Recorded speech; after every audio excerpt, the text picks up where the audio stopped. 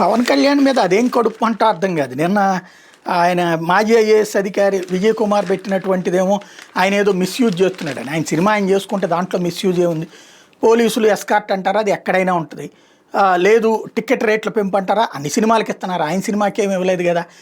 Plus దాంతోపాటుగా GST అందరికీ ఉన్నట్టుగానే ఉంటుంది, కడతారు, అది ఆటోమేటిక్గా. కానీ ఏదో అన్యాయం జరిగిపోయింది అన్నటువంటి ప్రచారం చేసుకొచ్చారు, అది ఒకటి. ఇప్పుడు మరొకటి, ఏదైతే ప్రభుత్వ కార్యాలయాల్లో పవన్ ఫోటో ఉంచడం రాజ్యాంగ విరుద్ధం అంటూ పిల్లట. మరి ప్రజా ప్రయోజన వ్యాజ్యం ఇందులో ప్రజల ప్రయోజనం ఏంటో నాకు అర్థం కాదు. ప్రభుత్వ కార్యాలయంలో ముఖ్యమంత్రి ఫోటోతో పాటు ఉప ముఖ్యమంత్రి పవన్ కళ్యాణ్ ఫోటోను కూడా ప్రదర్శిస్తున్నారని, రాజ్యాంగ పదవుల్లో లేని వారి ఫోటోలు అలా ప్రదర్శించడం రాజ్యాంగ విరుద్ధం అంటూ హైకోర్టులో ప్రజా ప్రయోజన వ్యాజ్యం దాఖలైంది. చిత్రపటాల ప్రదర్శనకు సంబంధించి రాష్ట్ర ప్రభుత్వ నిర్దిష్ట విధానం తీసుకొచ్చేంత వరకు ప్రభుత్వ కార్యాలయంలో పవన్ కళ్యాణ్ ఫోటోలను ఏర్పాటు చేయకుండా ఉన్న వాటిని తొలగించేలా ఆదేశాలు ఇవ్వాలని కోరుతూ రైల్వే విశ్రాంతి ఉద్యోగి ఏము కొండలరావు ఈ వ్యాజ్యాన్ని దాఖలు చేశారు. ఈ వ్యాజ్యం మీద ప్రధాన న్యాయమూర్తి జడ్జి ధీరసింగ్ ఠాకూర్ నేతృత్వం ధర్మాసనం బుధవారం విచారణ జరగబోతుంది. నాకు అర్థం కానిది ఏంటంటే, ఒక రైల్వే ఎంప్లాయీకి దీంతో ఏంటి సంబంధం?